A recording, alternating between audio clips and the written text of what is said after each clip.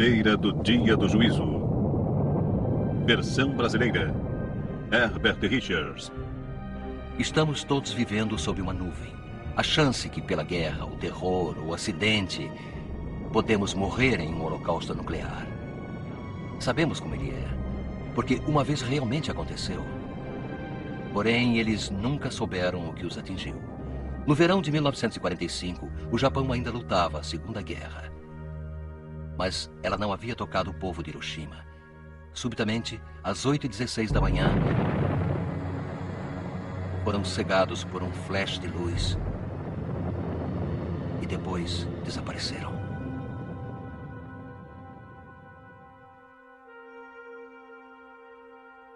Corpos foram queimados. As sombras permaneceram. Raios-X grotescos de um novo tipo de morte. Os japoneses foram avisados. Uma nova e super arma seria lançada contra eles se não se rendessem. Agora, 100 mil estavam mortos ou morrendo, de uma única bomba com o poder de 12 mil toneladas de TNT. 6 de agosto de 1945 foi o dia do juízo, o amanhecer da era nuclear. O apocalipse. A destruição súbita, total, que antes foi apenas um mito. Agora era um pesadelo. O que aconteceu com os japoneses poderia acontecer com qualquer um que desafiasse a única nação que possuía a arma final. Em 1945, os Estados Unidos possuíam 3 bombas atômicas. Em 4 anos, seu arsenal multiplicou-se para 170. E havia um novo inimigo contra o qual poderiam usá-las. No final da Segunda Grande Guerra, os alemães recuaram da Europa Oriental e os soviéticos invadiram Polônia, Hungria, Tchecoslováquia e Alemanha Oriental. Todas caíram sob um ditador nos moldes de Adolf Hitler, líder da segunda nação mais poderosa da Terra, Joseph Stalin. No país mais poderoso da Terra, um homem sonhava em detê-lo. A Águia de Ferro da América, General Curtis LeMay. Para nós, a única diferença entre paz e guerra é onde colocamos nossas bombas. LeMay era um comandante operacional da Força Aérea, alguém que nunca mais poderemos encontrar novamente. LeMay queria assegurar que, se houvesse uma guerra nuclear com a União Soviética, que os Estados Unidos atacariam tão eficiente, rápida e devastadoramente quanto possível.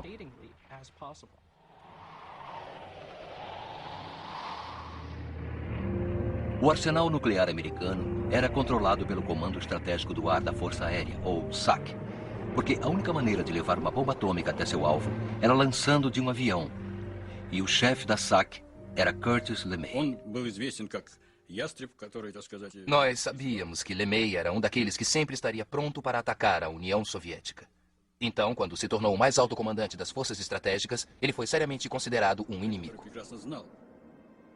Para LeMay, que perdeu milhares de pilotos no Japão, a bomba era algo que salvaria vidas. Para a América, era uma apólice de seguros nuclear contra os russos. Eles não tinham uma bomba. Alguns achavam que nunca teriam.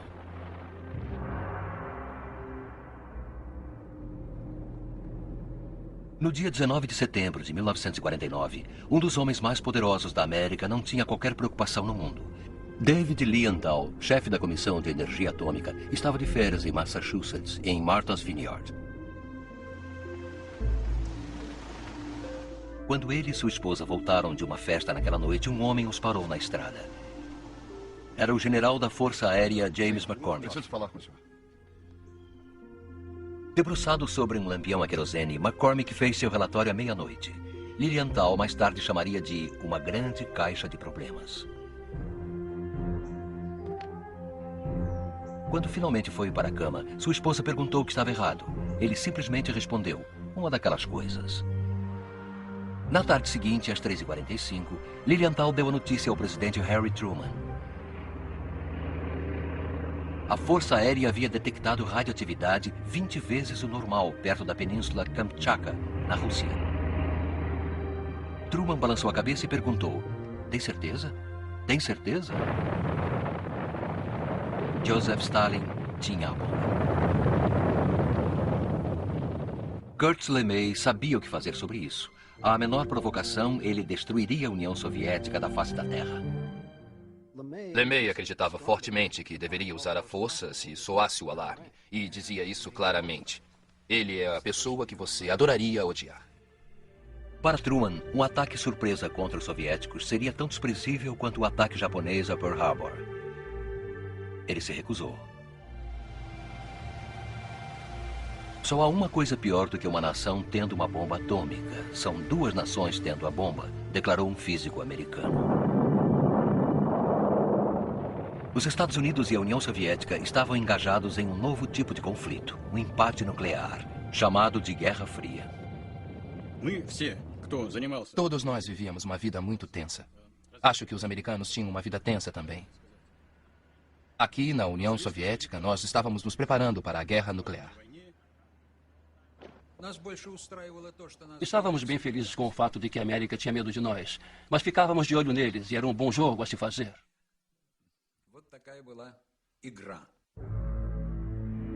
A América já estava trabalhando em uma outra bomba, misteriosamente chamada de Super. Um físico a chamou de a arma do inferno. O inventor Edward Teller chamou de meu bebê. Albert Einstein, um dos pais da bomba atômica, disse que não deveria ser construída, mas o gênio nuclear havia escapado de sua garrafa. Justamente quando os soviéticos obtiveram a bomba, a China oficialmente tornou-se comunista. Um quinto da humanidade agora era o inimigo. No verão seguinte, a Coreia do Norte comunista, ajudada pelos chineses e os soviéticos, lançou um ataque surpresa à Coreia do Sul. Correndo para a defesa do Sul, os Estados Unidos participaram de um embate sangrento. Para obter um avanço, o comandante americano Douglas MacArthur propôs pulverizar a China com 50 bombas atômicas. Novamente, o destino do mundo estava com Harry Truman. Temendo uma guerra atômica global, Truman rejeitou o plano de MacArthur, mas decidiu que a América precisava obter a Super antes que os soviéticos a obtivessem. Na era nuclear, cada número do boletim dos cientistas atômicos mostrava um relógio que aproximava-se da meia-noite, indicando quão perto o mundo estava da guerra nuclear. Quando Truman aprovou a Super, o relógio foi movido para 3 minutos para meia-noite. Ao amanhecer do dia 1º de novembro de 1952, num atol das Ilhas Marshall, os Estados Unidos testaram a Super. A 64 quilômetros de distância, marinheiros presenciaram a primeira estrela feita pelo homem, uma bola de fogo com 6.400 metros de diâmetro, coberta por uma nuvem no formato de um cogumelo, erguendo-se 40 mil metros na direção dos céus. A bomba de hidrogênio era 100 vezes mais devastadora do que a bomba de Hiroshima. Apenas uma poderia destruir toda Moscou, Pequim ou Washington, porque 9 meses depois, os soviéticos criaram a sua própria Super. Os Estados Unidos ainda possuíam uma vantagem sobre a União Soviética, mas por quanto tempo duraria? Eisenhower autorizou um programa super secreto para descobrir. B-47s carregados com câmeras voariam pelo território da União Soviética para espionarem. Isto era um ato de guerra. Os sobrevoos eram tão sensíveis que Eisenhower pessoalmente assinou cada autorização, e a palavra sobrevoo nunca foi mencionada. Em um ano, ele soube que os soviéticos estavam preparando uma nova arma, um bombardeiro intercontinental que poderia atacar Chicago ou Nova York. Alarmado, Eisenhower intensificou os sobrevoos. A Guerra Fria iria se aquecer.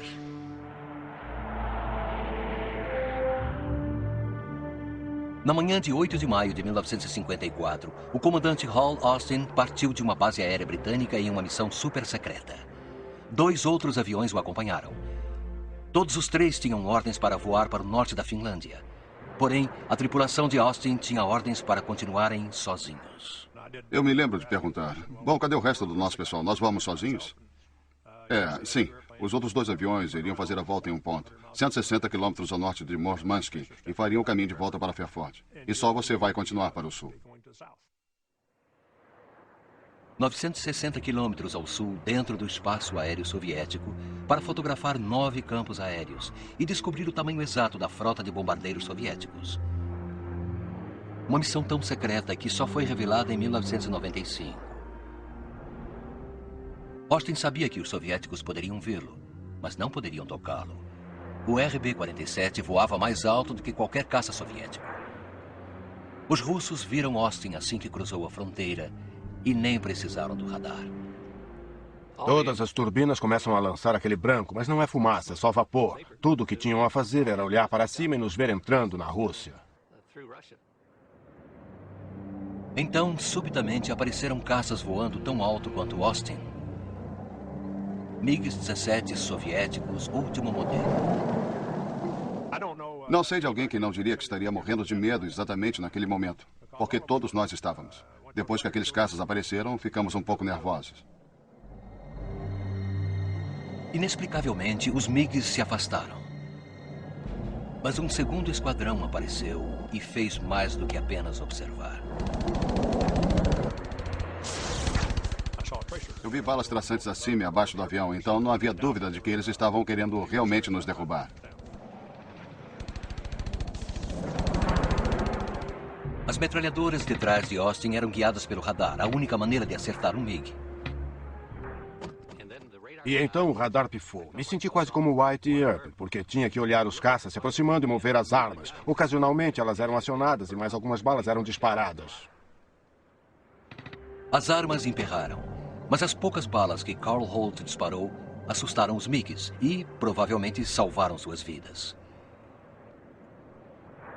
Com a última foto tirada, Austin voltou para casa.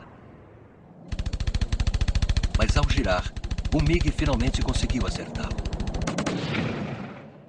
Um estilhaço penetrou nossa célula principal de combustível e também destruiu o intercomunicador. Os americanos estavam perdendo combustível, haviam perdido as armas e não podiam se livrar dos MiGs.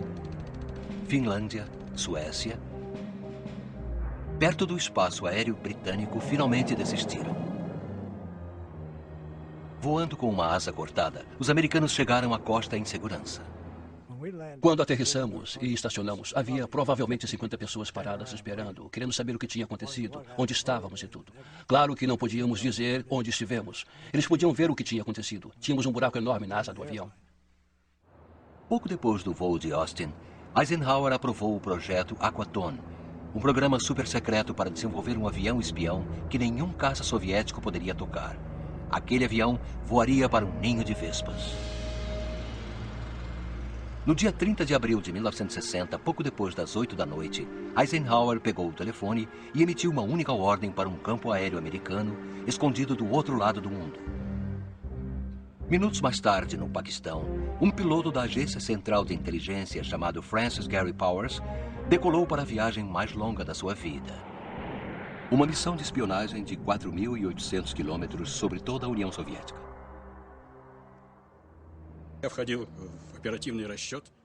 Às 5 da manhã, eu fui chamado ao posto de comando no centro antiaéreo. Podíamos ver como o alvo estava se movendo. Nada que tínhamos poderia alcançá-lo. A situação estava ficando muito tensa. Khrushchev e o ministro da Defesa estavam trocando telefonemas e gritando: "Por que não podemos derrubar o maldito avião?" O avião era o U-2, construídos para a CIA. Era a maior arma de espionagem já inventada. Não levava armas e não precisava delas. Voava 21 mil metros, acima de qualquer coisa que os soviéticos pudessem lançar contra ele. Sua câmera poderia fotografar um espaço de terra de 1.200 quilômetros de diâmetro e 4.800 quilômetros de comprimento, com tais detalhes que a CIA poderia ler uma manchete de um jornal. Nós ficamos observando aqueles aviões e ficamos muito nervosos com eles. Certamente sabíamos que aqueles aviões tinham vindo da América, mas não podíamos provar. E não podíamos derrubá-los para provar. Era uma situação muito perigosa.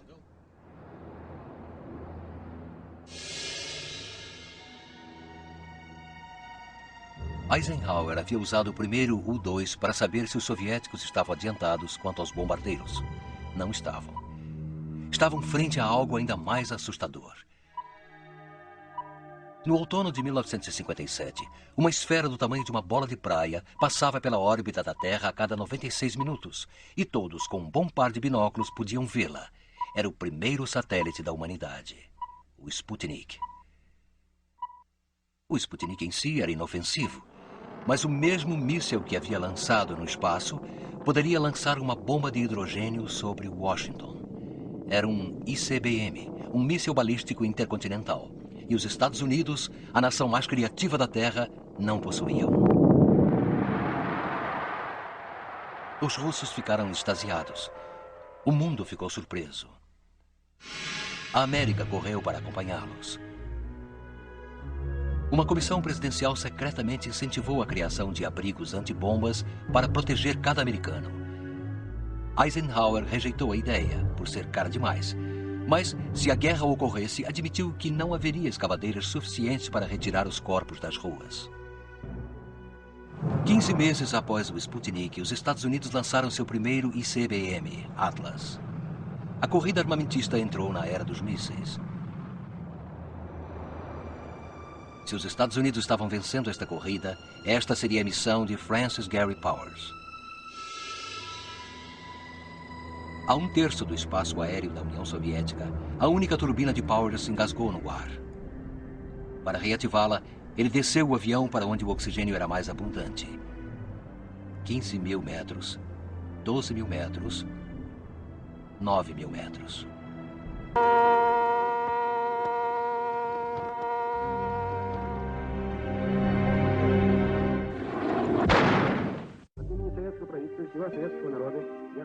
Uma semana depois, os soviéticos anunciaram que haviam derrubado um avião espião americano 1.600 quilômetros dentro de seu território. Os Estados Unidos negaram que o avião existia, até os soviéticos apresentarem os destroços. Acusado Powers, E o piloto. considera-se culpado das acusações? Me declaro culpado. Powers foi trocado por um espião soviético pelo novo homem na Casa Branca. O U-2 revelou novos problemas dentro de sua própria casa. Começamos a voar sobre Cuba porque havia todo tipo de relatório sobre o que os soviéticos estavam fazendo lá. Um ditador de direita, partidário dos Estados Unidos, havia sido substituído por um ditador de esquerda, partidário dos soviéticos. Fidel Castro, o homem de Khrushchev em Havana. No dia 15 de outubro de 1962, fotos de Cuba de um U-2 mantiveram os analistas do Pentágono acordados a noite toda. E se lançássemos mísseis nucleares aqui, secretamente, e os Estados Unidos não soubessem? Logo perceberiam o que alguns mísseis contra Nova York poderiam fazer. Nós possuíamos milhares de armas nucleares que poderíamos lançar contra a União Soviética em questão de minutos a horas. Os soviéticos tinham menos armas que poderiam ser lançadas contra os Estados Unidos. Era um dos motivos de estarem instalando armas em Cuba, tentando reduzir este espaço. Eu me aproximei de Khrushchev e disse, olhe, acho que isso é muito arriscado, porque os americanos vão reagir fortemente. E ele disse, bem, não vamos fazer nada agora, além do que os americanos têm feito há vários anos. Eles têm seus mísseis à nossa volta, então vamos nos equilibrar de certa forma. John Kennedy ficou chocado. Em dias, os mísseis poderiam ser lançados. Em minutos, 17 milhões de americanos poderiam ser mortos. No dia 22 de outubro, os repórteres sabiam que algo estava ocorrendo. Kennedy precisava dar a má notícia. Boa noite, meus caros cidadãos. Durante a última semana, provas irrefutáveis estabeleceram o fato de que uma série de silos de mísseis ofensivos está sendo preparada naquela ilha prisioneira.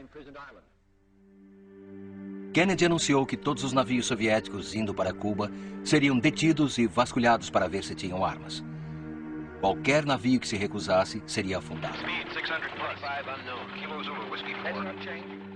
Pela primeira vez, o presidente invocou os procedimentos do Pentágono para preparar uma guerra nuclear. São chamados de níveis de condição de defesa. O nível mais baixo é o 5, o mais alto é 1. E durante uma crise, onde seria considerado que haveria um risco de uma guerra nuclear, o nível seria aumentado. Kennedy moveu a condição de defesa de 5 para DEFCON.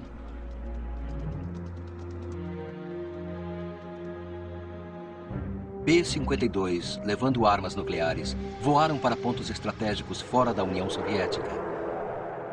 Cada piloto levava mais poder de fogo do que todos os bombardeiros aliados da Segunda Grande Guerra.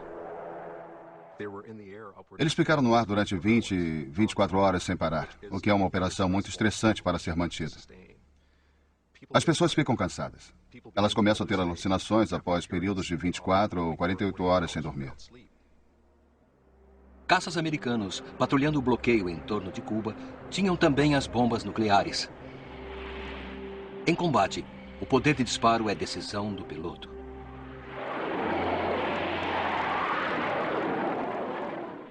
Você assinava por aquela arma e decolava do navio. Tinha uma arma acionada, poderia usar como achasse correto, em teoria. Para proteger seus caças, a Força Aérea enviou-os para campos de aviação distantes, como Volk, no norte de Wisconsin, tão pequeno que nem tinha uma torre de controle. O posto de comando de Volk era uma base em Duluth, Minnesota. Duluth avisaria a eles se a crise dos mísseis chegasse ao ponto de ignição. E na noite fria de 25 de outubro, chegou.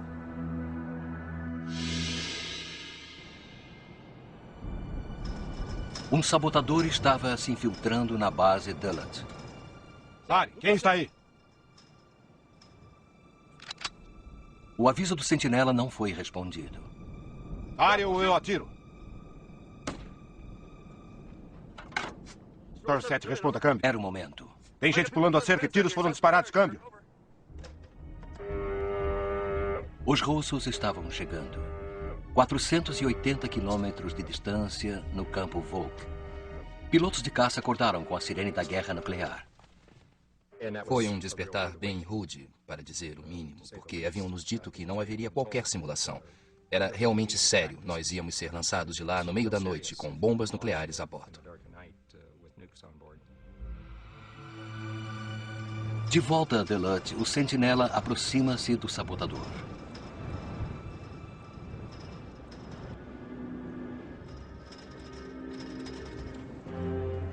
No campo Volk, o oficial de plantão descobriu o alarme falso.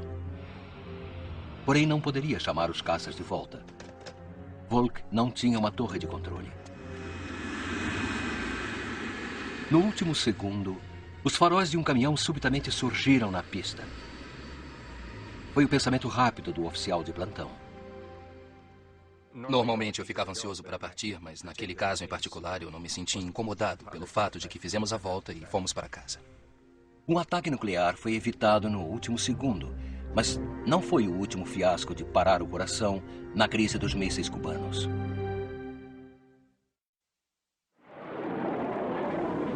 Eu pedi ao primeiro-ministro Khrushchev para deter e eliminar esta ameaça clandestina, impensada e provocadora à paz mundial.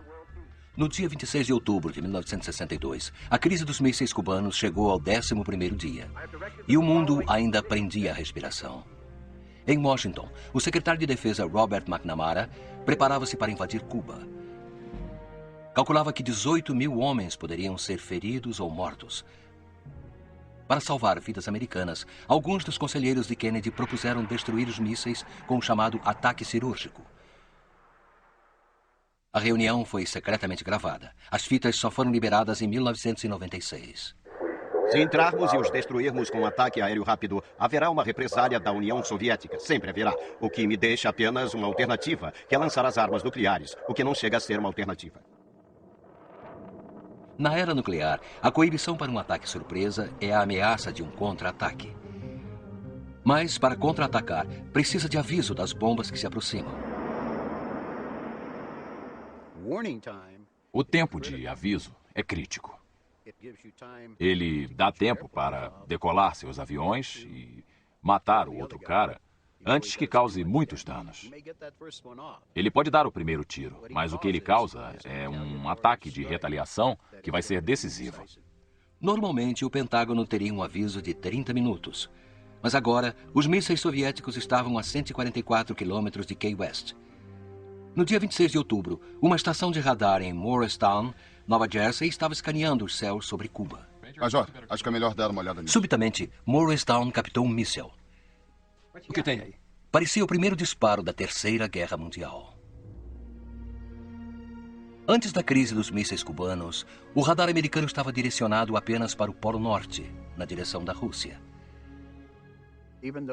Embora Cuba estivesse lá, não considerávamos uma ameaça significativa e certamente não uma ameaça em mísseis. E quando isto ocorreu, isso mudou bem rapidamente. A Força Aérea assumiu postos de radar usados para rastrear satélites e apontaram para Cuba. Um local era Morristown, Nova Jersey. Se um míssil fosse lançado de Cuba, seria detectado aqui primeiro.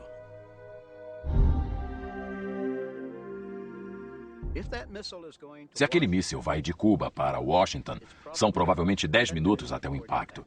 Então agora você tem 10 minutos em Washington para dizer Ave Maria ou Padre Nosso, porque isso não é ter muito tempo. O tempo era crucial. Kennedy teria apenas minutos para decidir se destruiria a União Soviética.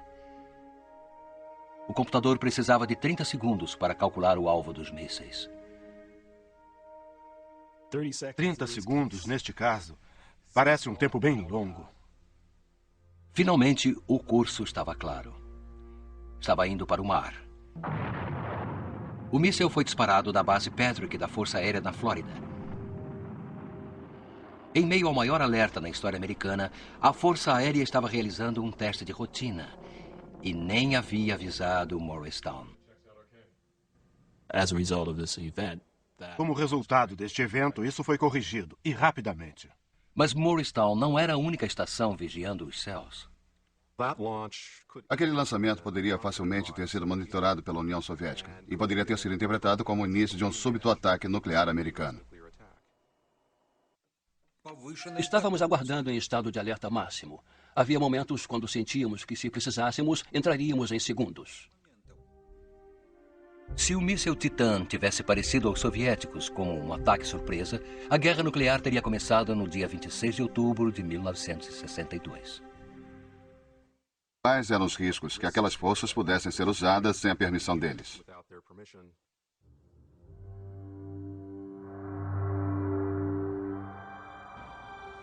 Maltby estava voando sobre o Polo Norte, onde sua bússola magnética era inútil. Precisava navegar como Colombo fez, usando um sexton para interpretar as estrelas. Inesperadamente, as luzes do norte começaram a tremular e as estrelas desapareceram. Então, suas transmissões para a base começaram a se fragmentar. Zebra 1, a linha está morta, câmbio. Ele entrava e saía e estava difícil. Algumas vezes sabia exatamente o que estava dizendo, mas havia razões para alarme, porque ele já estava bem atrasado em relação ao tempo que deveria ter voltado ao espaço aéreo do Alasca. Maltby buscava as frequências americanas para guiá-lo para casa. Sozinho, acima do Círculo Ártico, Chuck Maltby estava perdido. A primeira vez que percebi que havia alguma coisa errada foi uma mensagem em uma das faixas do rádio de Chuck dizendo: já devia ter pego algumas frequências de navegação há algum tempo e não consigo encontrá-las. Preciso de ajuda. Momentos depois, o rádio de Maltby deu sinal de vida. A transmissão era em russo. Neste momento, a base de Maltby o havia perdido. Mas em Kotzebue, Alasca, o radar mais poderoso do mundo estava rastreando. Chuck Maltby havia feito uma volta errada. Estava na União Soviética. A Força Aérea não poderia ajudá-lo sem confirmar que possuíam um radar super secreto. Tudo o que podiam fazer era rezar. Na base de Maltby, Don Webster decidiu enviar um grupo de busca.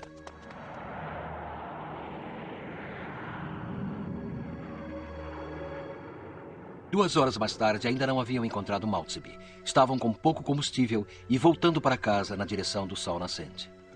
Por algum motivo, isso me fez pensar em chamar o Chuck e perguntar a ele se ele conseguia ver o sol. E quando ele respondeu que não podia, eu soube imediatamente que ele estava afastado demais para o oeste. Então disse a ele para imediatamente girar 90 graus para a esquerda. Eu disse: está vendo o sol agora? E ele disse: sim, estou vendo, bem no nariz do avião. E eu disse: não gire. Mas os problemas de Maltby só estavam começando.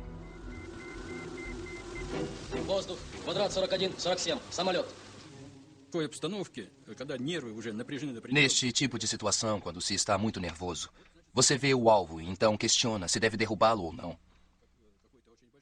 E ao mesmo tempo tem que pensar que pode provocar um conflito. Então, considerando todos esses fatos, que as pessoas estão cansadas e seus nervos estão exaustos, nossa tarefa era chegar a esse alvo e derrubá-lo. Escape. Alpha Popper, 60 e 61. No esquadrão de caças 317, Joe Rogers lançou 2 interceptadores para o resgate. Sabíamos que ele estava sendo perseguido. Sabíamos que estavam tentando derrubá-lo. Os caças estavam armados com mísseis ar a ar para derrubar aviões inimigos. Depois que assume o estado de alerta, tudo está em prontidão para ser disparado. Todos os mísseis estão armados e prontos para disparar. A tripulação sabe que tem uma grande responsabilidade com aquela coisa que está carregando na fuselagem e não tem ninguém que possa evitar que usem. No céu do Ártico, as superpotências entraram num curso de colisão para uma guerra nuclear. Enquanto o U-2 de Maltby voava para a segurança, o Major Rudy Anderson estava pilotando outro U-2 sobre Cuba. Os soviéticos o encontraram ao meio-dia.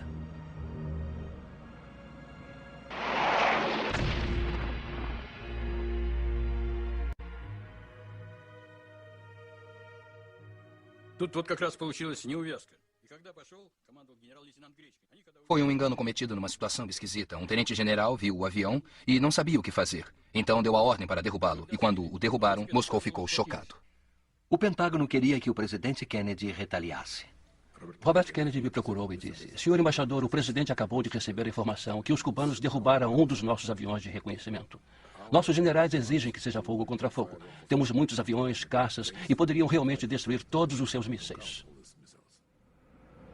Invasão era a única resposta para o chefe da Força Aérea, o mesmo homem que aconselhou 2 outros presidentes a lançarem a bomba, Curtis LeMay. Enquanto o ambiente esquentava na sala de situação da Casa Branca, LeMay comparava a hesitação de Kennedy, a relutância da Inglaterra em deter Hitler. Isso é quase tão ruim quanto a conciliação em Munique. Não vejo qualquer outra solução exceto uma intervenção militar direta, agora mesmo. LeMay não sabia o que o aguardava. 40.000 soldados soviéticos e 42 bombas nucleares táticas para uso direto na praia. Naquele momento, tanto os soviéticos como os cubanos estavam convencidos de que os americanos iriam atacar. Se atacassem, Castro exigia que seus camaradas retaliassem com tudo que tinham. O embaixador soviético em Havana estava tão nervoso que passou toda a crise no abrigo antibombas. A escolha entre paz e guerra estava nos ombros de John Kennedy. A quase 20.000 quilômetros acima, na Sibéria, Chuck Maltby estava ainda dirigindo-se para casa. Subitamente, a seu sinal solitário juntou-se mais 2. Porém, os soviéticos não sabiam se estavam observando um resgate ou um ataque. Podíamos ver toda a situação no mapa. Os telefones tocavam sem parar e nossos comandantes faziam perguntas sem parar. Por que ele ainda está lá? Por que repetiam? E nós tínhamos que derrubá-lo. Sobre o Estreito de Bering, Maltby finalmente encontrou seus companheiros. Os soviéticos deram a volta. Ainda bem que nunca se encontraram. Da maneira que aconteceu, o avião americano conseguiu fugir antes que os aviões soviéticos chegassem ao avião dele. Os aviões que foram resgatar Maltby tinham mísseis nucleares a bordo e poderia ser um grande incidente se alguma coisa tivesse acontecido. Quando McNamara descobriu que os americanos estavam lá, ele estava arrancando os cabelos e gritava: "O que estão fazendo? Isto significa guerra com a União Soviética." Quando estava acabando o combustível, Maltby desceu planando. Kennedy decidiu não retaliar pela morte de Rudy Anderson. 36 horas mais tarde, Khrushchev concordou em remover seus mísseis de Cuba. Kennedy concordou em não invadir Cuba e secretamente remover seus próprios mísseis da Turquia. A crise dos 13 dias havia terminado. Durante aquela semana, eu perdi algo em torno de 3 quilos. E quando eu contei à minha mulher, ela disse: "Não podia achar um meio mais seguro para emagrecer?" Был не Кеннеди, а кто-нибудь вот с таким характером, É difícil dizer qual teria sido o resultado se não houvesse alguém como Kennedy do outro lado. Mas alguém como o nosso Khrushchev. Ele disse, quer guerra nuclear, então vai ter.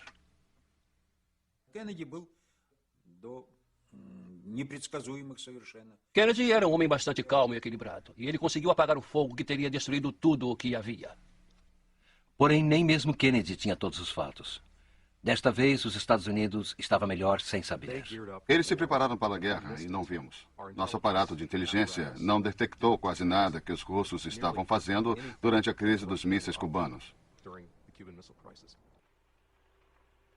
Se tivéssemos detectado aquelas atividades, teria sido combustível para o fogo. Poderia ter nos levado para a beira do juízo final. Talvez até para dentro dele. Da próxima vez que as superpotências se encontrarem para o enfrentamento, os soviéticos não estarão mais armados do que os Estados Unidos.